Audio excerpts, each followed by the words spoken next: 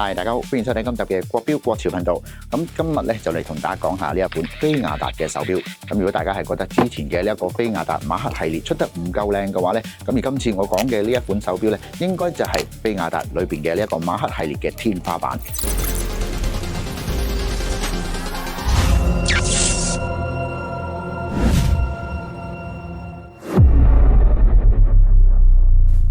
歡迎大家收睇今集嘅腕錶開箱。嗱，咁而今日嘅主角咧就係飛亞達15週年嘅限量版馬克系列嘅天際藍機械男裝錶。咁講真啦，第一眼見到佢嘅時候咧，我腦海裏邊咧就出現咗4個字嘅，咁就係呢一個冇得輸啊！嗱，咁講翻呢一個1020嘅戰機誕生，由開始嗰日試飛咧，就係2011年開始，至今咧就已經係有15年啦。咁而飛亞達馬克系列呢一款手錶咧，係由2018年開始面世，至今咧其實就已經係足足8年。咁雖然呢8年話長唔長，話短唔短，但係就由一個國標嘅新秀做到去呢一個航空腕錶嘅代名詞，其實真係唔簡單。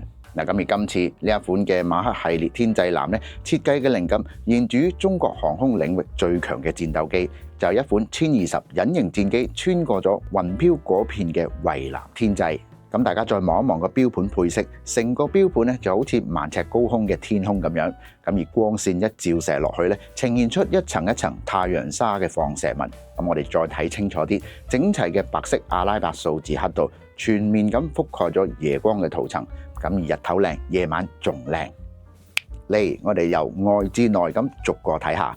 咁而錶殼咧就係直徑44mm，咁而由鈦金屬打造。咁鈦金屬究竟係乜嘢呢？咁就係航空合金級別嘅物料，內容堅固之餘咧，戴上手亦都係非常之輕盈同埋舒適嘅。咁而再睇翻呢一個邊緣嘅工藝，就用咗倒角打磨、拉絲同埋拋光嘅膠體處理。咁你再轉一轉隻手錶咧，而光線咧就跟住走，而層次就真係冇得輸噶啦。咁而計時嘅按鈕咧，今次就完美咁融入咗喺呢一個錶殼裏邊。咁而望落去咧，就好似一個戰鬥機嘅機艙裏邊嘅操控按掣一樣，一撳落去嗰種機械感嘅回彈力咧，淨係一個字可以形容，咁就係正。嗱，咁而到呢隻手錶嘅錶冠咧，我覺得都係有驚喜嘅。咁而喺細節還原咗呢一個1020尾噴造型，而防滑嘅坑紋咧都做足好似尾噴型嘅嗰個噴射器咁樣。咁當大家掹個把的出嚟嘅時候咧，亦都唔會咁容易跣手，而調校時間咧亦都係非常之方便。我哋再嚟睇翻錶盤上邊12點嘅位置，有住雙三角形嘅時錶。咁而靈感咧就係嚟自於1020嘅壓式佈局嘅機翼。咁如果係一般普通嘅錶迷咧，可能就未必留意得到。咁但係識貨嘅你哋咧，我相信哇呢一睇落去就知道係有心機啦。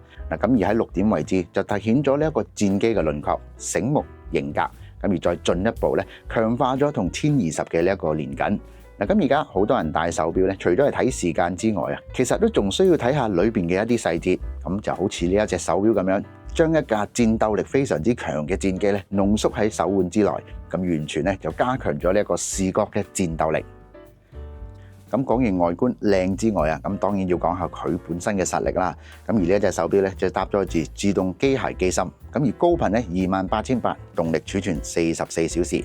咁而功能方面咧，計時功能24小時顯示、日曆顯示全部都齊晒。而計時嘅小錶盤佈局精準到位，咁而指針同埋呢一個時針盤咧，咁而巧妙咁融入咗呢一個航空嘅儀器元素。而指針同埋刻度亦都保持住清晰易讀。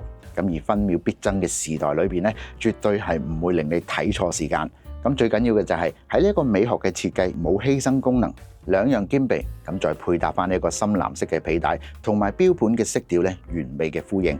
咁成隻手錶咧，一體感真係可以講係無懈可擊。嗱，咁手錶就講到呢度，我又必須要強調一下，就係呢一隻手錶咧，就係限量版，幾多隻呢？就係全球嘅300隻。咁究竟300隻係咩概念呢？咁就係當你帶出街嘅時候咧，撞錶嘅機會率啦，幾乎係0噶啦。咁我哋再嚟睇翻呢一個錶底啦，就刻有1020戰機嘅鮮妙圖案同埋相關嘅標籤。而今次嘅呢一款馬克系列裏邊咧，完全就提高咗一個功能，咁就係一個 magnetic resistant， 即係防磁嘅意思。咁比起對上嗰幾款嘅馬克系列裏邊咧，而佢就正正係今次嘅王者啦。咁啊，對於一啲航空迷啦、軍事迷，呢一隻手錶又可以用成語嚟形容啦，咁就係夢寐以求。嗱，咁如果係問我嘅話，飛亞達嘅呢一款馬克系列天際藍值唔值得入手呢？咁我只可以講佢集齊咗呢一個顏值啦、功能、情懷同埋呢個稀缺性4張王牌喺手，如果你係中意呢一款手錶嘅話咧，又想親身咁去感受下佢呢一款手錶嘅魅力咧，咁直接可以嚟到我哋嘅佐敦裕華國貨嘅中華國錶國潮嘅專賣店咧，就試上手試試嘅，體驗一下呢一個手腕上嘅戰機。咁啊，記得留言話我知你哋究竟中意邊一個部位啦。好啦，今集嘅國錶分享咧就到呢度啦，我哋下一集再見，拜。